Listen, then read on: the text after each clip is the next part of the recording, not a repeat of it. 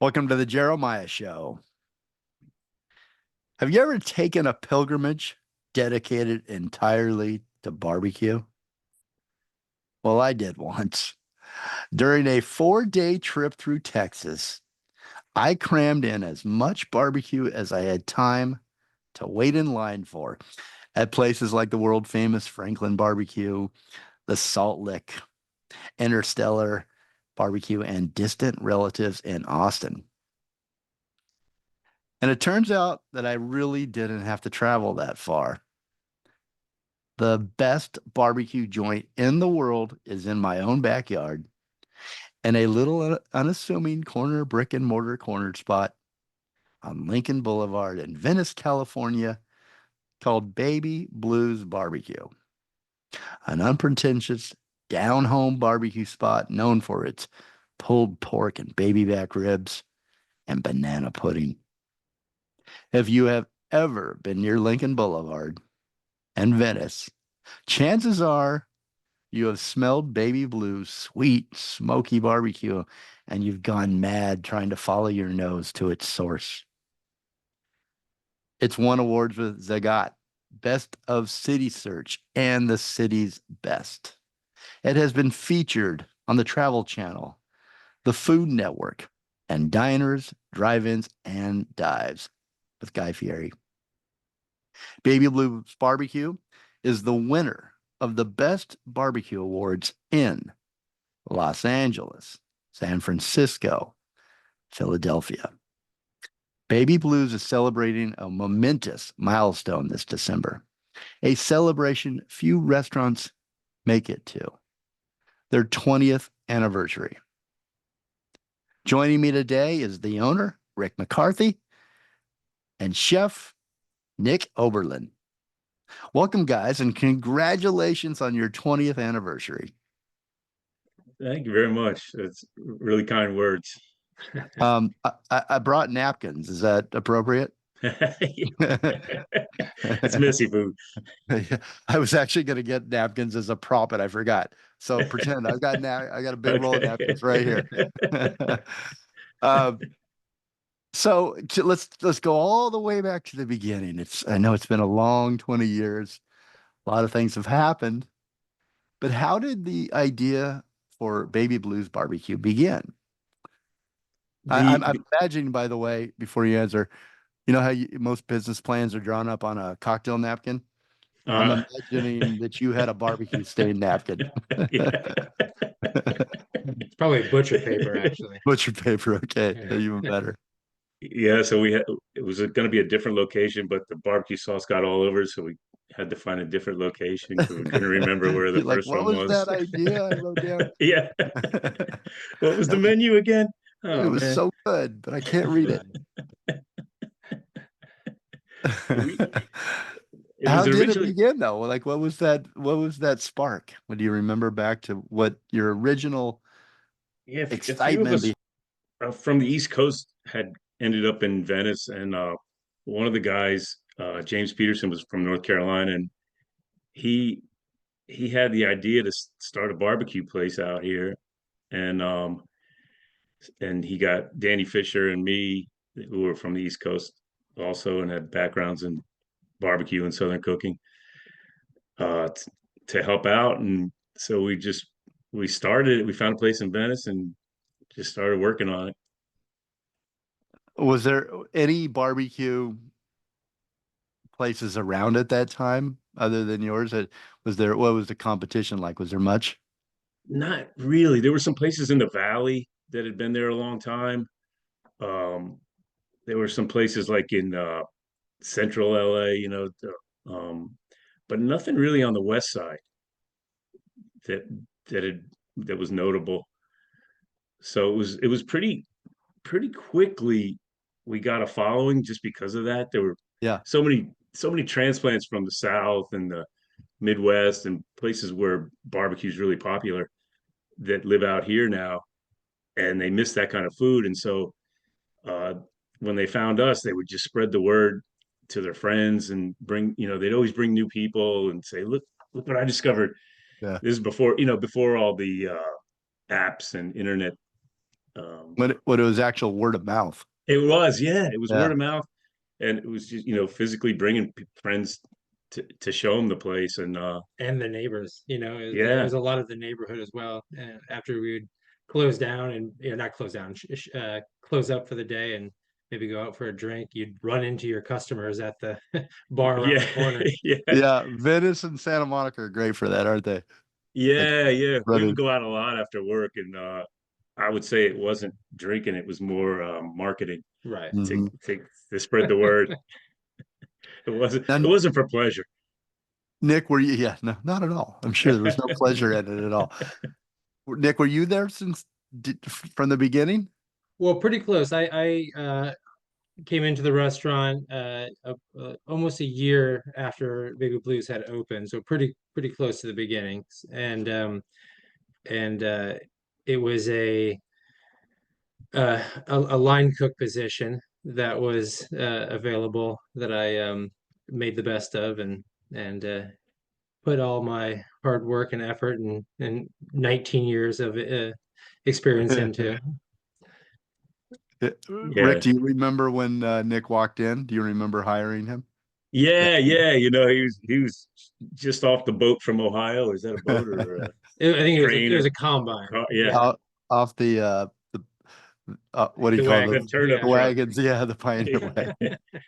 So yeah, he was willing to work, and we put him to work, and he just loved it, did a great job, and you know just ran circles around us, and so we're like, we got to keep this guy. Well, That also young the energy. line at the time was a very narrow path between, the actual charbroiler, the grill, and then basically a wall.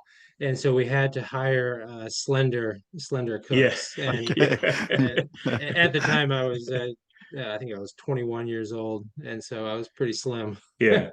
We could slide by him It easily. was dimensions Part, issue. part of the job requirement. Right. Yeah, Yeah. No beer bellies. Yeah. got to move fast.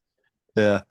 What drew you in, Nick? What was it, just that you needed a job, or was there something, the smell, Well, yeah, the actually, I location? was a customer first, and it was still a new restaurant, so the word was spreading like, oh, there's a really great barbecue place around the corner, and within walking distance of my beach bungalow in Venice, and so yeah, I came in, had a awesome, like, I think I had a pulled pork sandwich and mac and cheese, and it was awesome, and then I was also wanting to uh you know make some money and get a job, and it was kind of a no-brainer. And I've always, I enjoyed cooking, and so it was not something that seemed like work at the time. It was Yeah. getting to meet your neighbors and having fun with coworkers that you enjoyed and getting to make food and barbecuing it. And what's Or, better than being 21 and living in Venice on the beach, yeah, right? right. That's It's not that's bad. the Yeah. best days of your life, I'm sure, from Ohio. Um, Yeah. I was reading your bio, Nick, and it said that you moved out to Venice to follow your dream, but it didn't say what your dream was. Was your dream as a chef, or did Well, you I think the dream was to find a dream, maybe. just to Yeah. find the beach? Well, and actually the first time I came to Venice, I was in college. It was like a spring break. I had a cousin that lived out here, and I grew up in rural Ohio. Went to college at a real small school out there, Bowling Green State University, which is located between a soybean field and a cornfield. And so I got to Venice Beach, and it was springtime. It was warm. It was fun. We went to like drum circles on the beach, and there's beautiful women and interesting places to go and chat with people. It was like a magical kind of juxtaposition of myself in that space. So So that was the dream, was to get back as soon as yeah, you could, as fast as you could. Leave those cornfields in the yeah. dust. Very cool. So Rick, you mentioned that you met various people and you had the idea to to open Baby Blues Barbecue. Had you worked with barbecue before? Was it, or was it just the idea that we we can do this. I mean, what gave you the confidence to open one of the world's best barbecue spots? You know what I Well, mean? yeah, To yeah. launch it. That's a lot of, I wouldn't even dabble in barbecue because it's just it seems like such a an art form in a way. To do it right, like you Yeah, did. and it's a process. It's a long process, and it's not great food cost margins and things, like pizza or something. And so, yeah, if you do it, you have to do A it lot right. of risk. Yeah, it Risk. was. And but we I guess we were just young and dumb, and just thought we could do it. And And we had but all, you did. You did it. Look at you, 20 years. yeah, I mean, a lot of luck and just, hard work and finding good people along the way to come in there and work and make it better. So did you have a particular, I know you had partners, but what was your vision? Did you have a vision for Baby Blues Barbecue in your mind? Did you have a dream of what you wanted to not only offer really great barbecue, really great food and service, but what was the dream for you in opening your own place, and how did you want to stand out, do it I differently, do it your Yeah, way? I thought I thought barbecue we could really do well, and it would be so different out here. And but also it was more about just having a really cool place that people could gather, because none of us were from here. We didn't have family out here. We didn't really know anybody. So we met so many people that have become family at Baby Blues. So we wanted it to just be a place where we would hang out if we weren't working, but we were all the time. So it was like, well, uh, Might as well let's make make it it a fun. fun. Yeah, Yeah. we might as well make it fun if we're going to be here all the time, and let's make it like the place we would want to be if we weren't working. And So what uh, type of place do you want to be when you're not working? What place? uh, Describe that place, or uh, describe Baby Blues, I guess it would be. I guess just it's fun, welcoming, just laid back, had no pretension, um, just fun people, no attitude. If you're there to have a good time, you're gonna have a good time, and if you're not, you're in the wrong place. And so it was just that. Let's play music and have sports on TV and drink beer and You're 7 blocks uh, basically from the beach, right? from the beach. Yeah. Yeah. So and we wanted it to feel for other people too, like they were back home wherever that is, and not necessarily in Los Angeles. Not at a typical Los Angeles restaurant. And just you're just transported to wherever you're from, and just real easygoing and like How important are the staff for that vision? And that's the most important. yeah, That and was the as an owner, creating an environment of fun, do they? How do you also balance that it's a business and the respect? I know, you I know, don't know that we ever have. you know. I No, was I gonna think say if you know the trick, I'd love to hear it. what I think we just treated everybody well, and like we would want to be treated, and we didn't really have rules. So everybody had the freedom to make mistakes as long as they were trying and trying to give the customers the best experience. You can make a mistake, but but if you're trying to make sure the customer's having a great time, it's not going to be a mistake.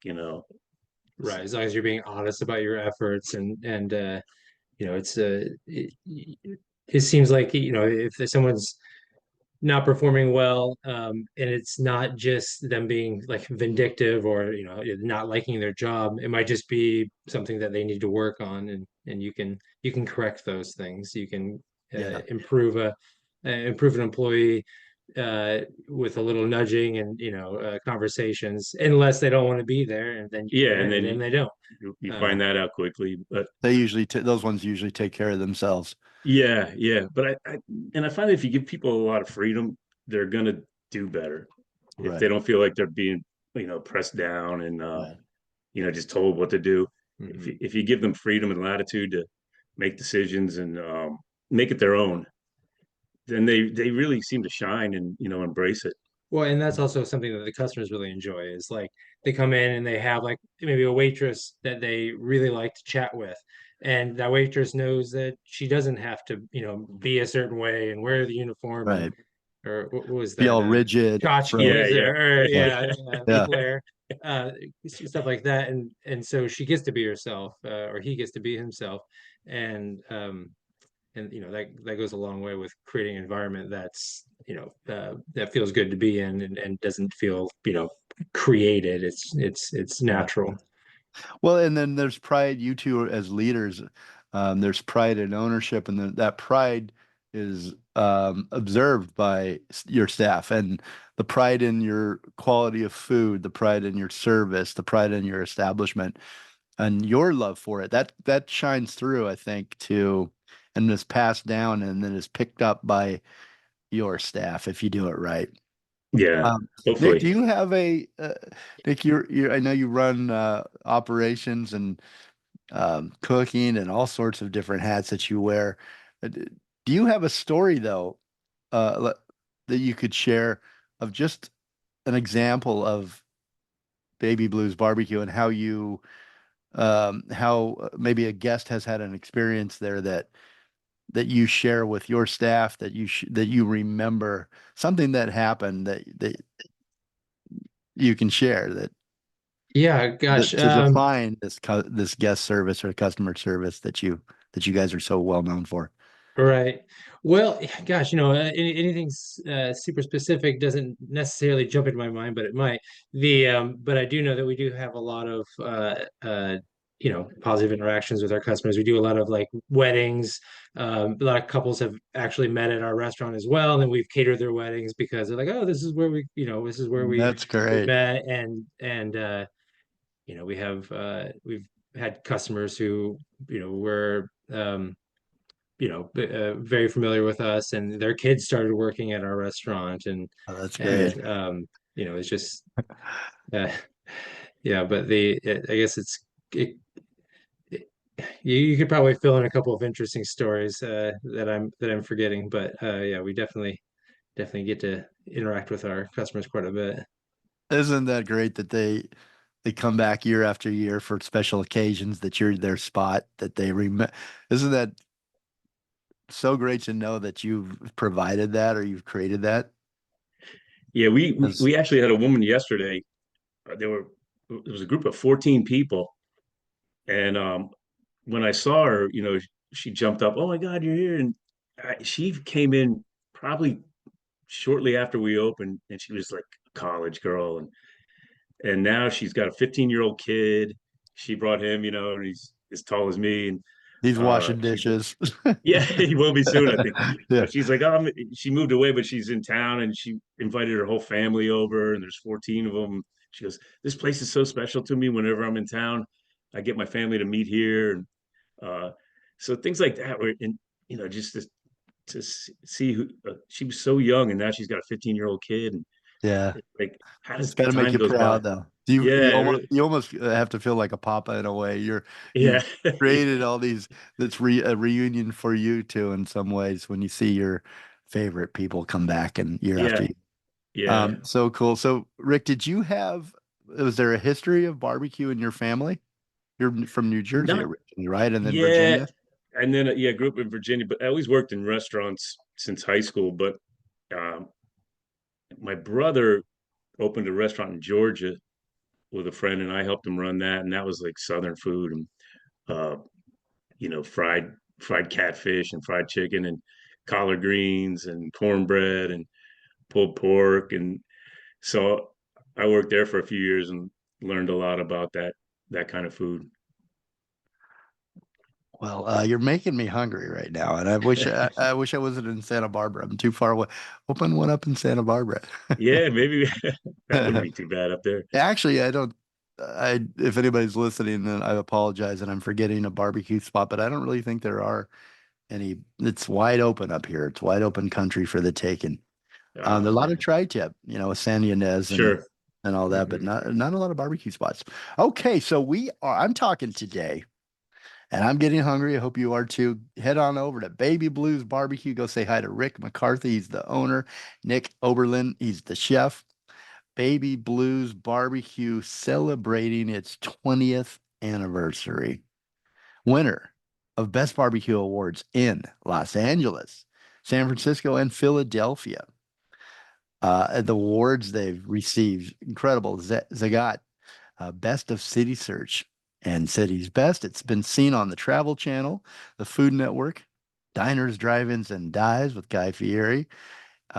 It is in on Lincoln Boulevard near Venice. You got to, if you haven't been there, check it out. Baby Blues Barbecue is open daily from 11:30 a.m. to 9 p.m. They offer easy online ordering for takeout, and there's a great catering menu for your birthday parties, holiday parties, corporate events, wedding festivities, and Super Bowl. Make it a Valentine's Day there. Take your date. And you got St. Patrick's Day. I mean, there's so many reasons to go. The main reason is that go see Nick and Rick and the staff at Baby Blues Barbecue and enjoy the food. You got New Year's Eve too. I mean, get dressed up and head on over to Baby Blues. Catering for your parties, you can go to babybluesbarbecue.com. Catering. Baby Blues Barbecue takes pride in its classics: house smoked brisket and pork mac and cheese, collard greens, cornbread, and their irresistible banana pudding. Everything is made in-house and from scratch, including spice and rubs and barbecue sauce. They also offer a range of vegan options, and they serve beer and wine. And we're going to talk about this. There's something very cool coming up. They're going to open a back patio for private events in early 2025. Baby Blues Barbecue is back, and don't go anywhere. We'll be right back with Rick McCarthy and Nick Oberlin.